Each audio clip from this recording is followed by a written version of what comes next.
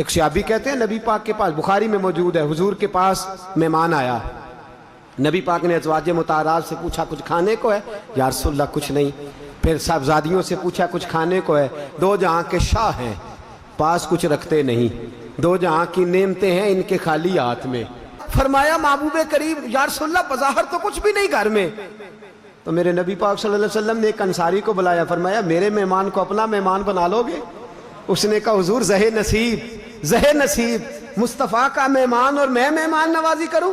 گھر لے گئے۔ اب صحابی کا احسار دیکھیں، صحابی کی قربانی دیکھیں۔ بیوی سے پوچھتے ہیں کھانا ہے؟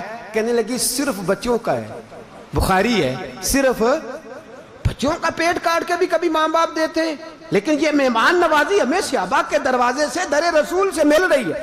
فرمایا بچوں کا کھانا ہے۔ صحابی کہتے ہیں یہ پتہ ہے کون سا مہمان ہے؟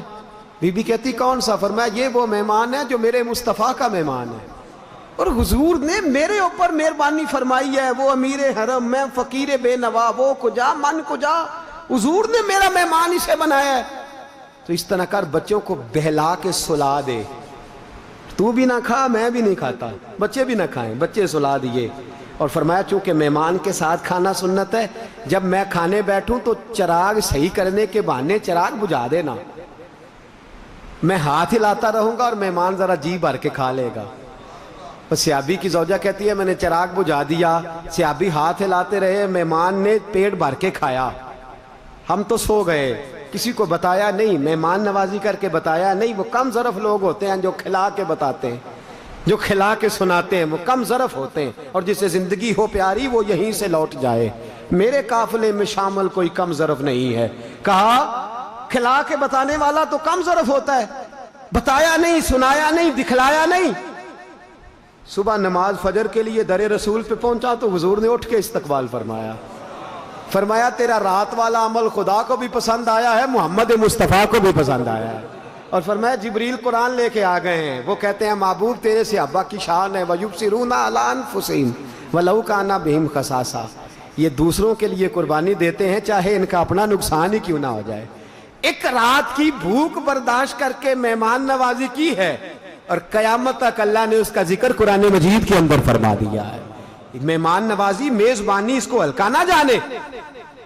حضرت بلال فرماتے ہیں حضور کے پاس ایک یہودی مہمان بنا، بد اخلاق تھا، بے مروت تھا، اس کا انداز بڑا برا تھا۔ آیا یا رسول اللہ میں مہمان ہوں، حضور نے ایک حجرے کے اندر ٹھہرایا، ایک بکری کا دودھ دھو کے پیالے میں ڈال کے پلایا، کہنے لگا اور لاؤ، دوسری بکری کا بھی دے دیا، ایک اور لاؤ، تیسری کا، ایک روایت میں 7 بکریاں، ایک روایت میں 10 بکریاں، 10 بکریوں کا دودھ پی گیا۔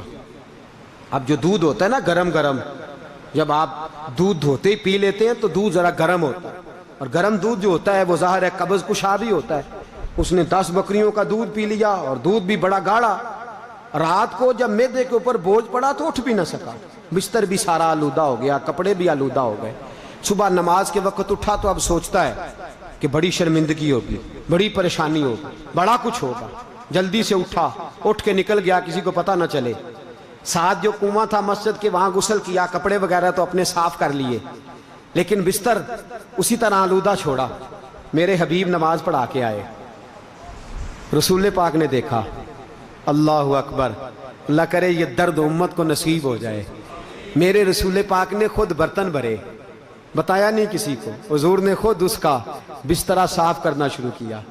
وہ شخص کہتا ہے یہودی تھا میں، بد اخلاق، بے مروت تھا، اور میرے ذہن مجھے کوئی ڈھال ہی نہیں سکتا تھا، کھانا پینا، بے مروتی کرنا، جو من میں آنا سو کرنا، یہ میرا مزاج تھا۔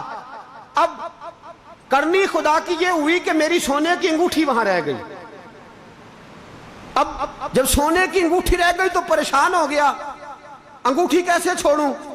میں فطرتاً تھوڑا لالچی بھی تھا، میں نکلا، اور جب انگوٹھی کے لیے میں بوجھل قدموں کے ساتھ شرمندگی کے ساتھ آگے بڑھنے لگا تو دل میں خیال آیا کہ رسول کریم صلی اللہ علیہ وسلم مسلمانوں کے پیشوا ہیں، ظاہر ہے وہ کسی خادم کی ڈیوٹی لگائیں گے، بلال حبشی سے کہیں گے بستر دھونے کا تو بلال جا کے کہیں گے، کڑیں گے، بدبو سے دماغ پھٹے گا، وہ کہیں گے بڑا بے مروت تھا، بد اخلاق تھا، برا تھا، کتنی نحوست پھیلا گیا، گندگی پیدا کر گیا، کیا میرا بنے گا؟ اور ہو سکتا ہے صحابہ میرے گریبان کو بھی آئیں، اور حضور علیہ الصلوۃ والسلام کا چہرہ वद्दुहा वाला है, और हाथ में देख चुका हूं बर्फ से ज्यादा ठंडे, कस्तूरी से ज्यादा महकने वाले हैं। हुजूर मेरे बारे में क्या सोचेंगे, लेकिन अब सोने की अंगूठी छोड़े भी नहीं जा सकती। कहते हैं मैं जब उस कमरे में दोबारा पहुंचा तो मैं हैरान हो गया, ना सलमान, ना सुहेब, ना बिलाल, खुद रसूल कायनात बिस्तर साफ फरमा रहे हैं। और नबी पाक ने बिस्तर साफ किया और मुझे आते ही देखा तो ये नहीं फरमाया तू भाग गया था, ये नहीं फरमाया कि तेरा बिस्तर, मेरे नबी पाक सल्लल्लाहु अलैहि वसल्लम के चेहरे पर मैंने कोई शिकन नहीं देखा।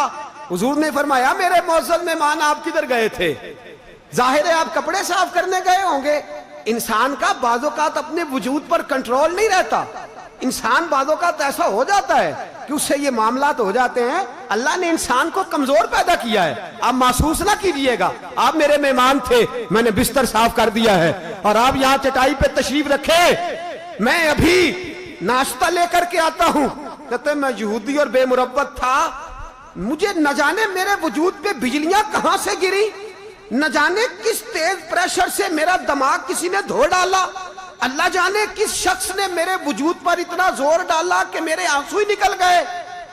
मैंने कहा महबूबा आपने क्यों धोया, बिलाल भी तो धो सकते थे।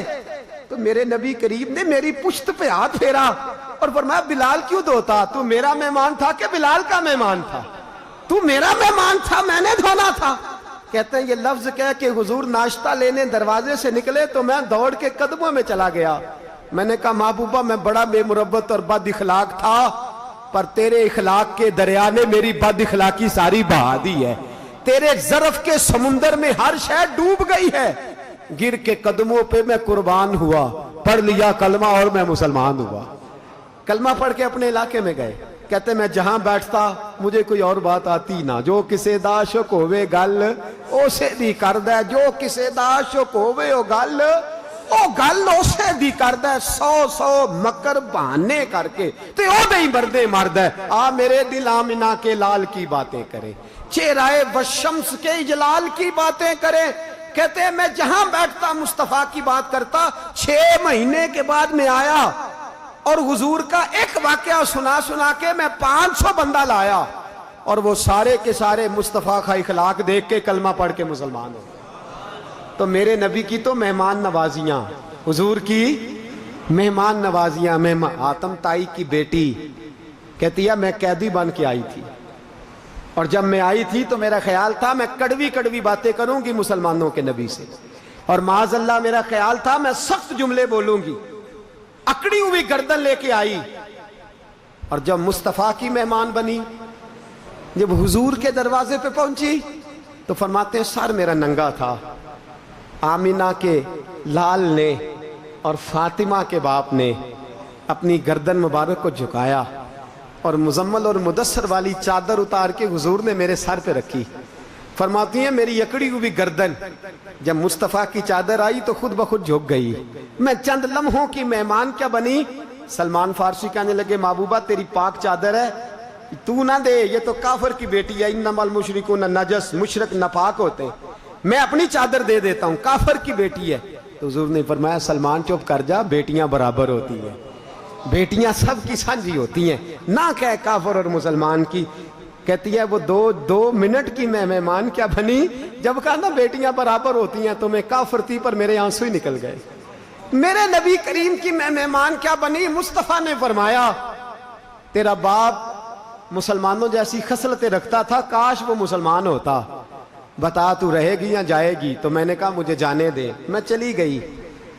पहले मैं अपनी बस्ती में तनकीदें करती थी, अब मैं अपने भाई से जाके कहने लगी भाई मैं चंद लम्हों की मेहमान बनी हूं, मैंने कायनात में उस जैसा दूसरा देखा ही कोई नहीं। मैं चंद लम्हों की मेहमान, कसम है मैंने उस जैसा देखा कोई नहीं, ना दूर है। अदी बिन हातिम कहते हैं वो चंद लम्हों की मेहमान बनी, जब मैं आया तो मैं चंद घड़ियों का मेहमान बना। और मैंने कहा हुजूर मैंने जल्दी जाना है, बस आना जाना देखा, बिलाल के साथ बैठना देखा, सलमान से रोटी खाना देखा, बच्चों से खेलना देखा, मुस्तफ़ा का करम देखा, अता देखी। हुजूर ने फरमाया जाना नहीं। तो मैंने कहा हबीबा जो तेरे पास आए वो जा सकता ही नहीं, जो तेरा मेहमान बने वो जा। और दोस्तों ये तो बात थी ना विसाले ज़ाहिरी से पहले की, क्या लफ्ज है, क्या हदीस है, क्या दर्द है। میرے حبیب نے قیامت تک کے مسلمانوں کے لیے فرمایا جو میرے مدینے میں آیا وہ میرا مہمان بنا، اگر اسے کوئی تکلیف پہنچے تو فرمایا وہ صبر کرے، جو میرے مدینے میں آ کے میرا مہمان بن کے تکلیف پر صبر کرے گا، میں اس کی میزبانی یوں کروں گا کہ قیامت کے دن سفارش کر کے جنت میں داخل کرا دوں گا۔ جو قیامت تک ہندائے کرم خوشبختاں تے سلطان مدینے والے دا تے کوئی وہ قسمت والا ہی بندہ جے مہمان مدینے والے دا، اے کوئی قسمت والا ہی بندہ جے مہمان۔ فرمایا قیامت تک میرے مدینے میں آنے والا میرا مہمان ہے، میں اللہ کی قسم۔ اور یہ اس کو کرامت نہ سمجھ لیجئے گا، یہ برکت ہے، یہ ادھر کی عطا ہے۔ پہلی یا دوسری حاضری کی بات ہے، میں تھوڑا چائے کا عادی ہوں تو چائے بھی ذرا میں وہ دیہاتی آدمی ہوں نا، پینڈو ہوں تو ڈبے کی چائے مجھ سے پی نہیں جاتی، تو وہاں اکثر ایسی ڈسپوزیبل چائے ملتی ہے۔ تو رات کا سناٹا تھا، بڑا پریشان تھا، اکیلا بیٹھا تھا، میرے دل میں خیال آیا کبھی کوئی تازہ چائے کا کپ ملے نا، تو ساتھ یہ بھی میرے دل میں ہلکا ہلکا خیال ہے کہ مہمان بھی ہم مصطفیٰ کریم کے ہیں۔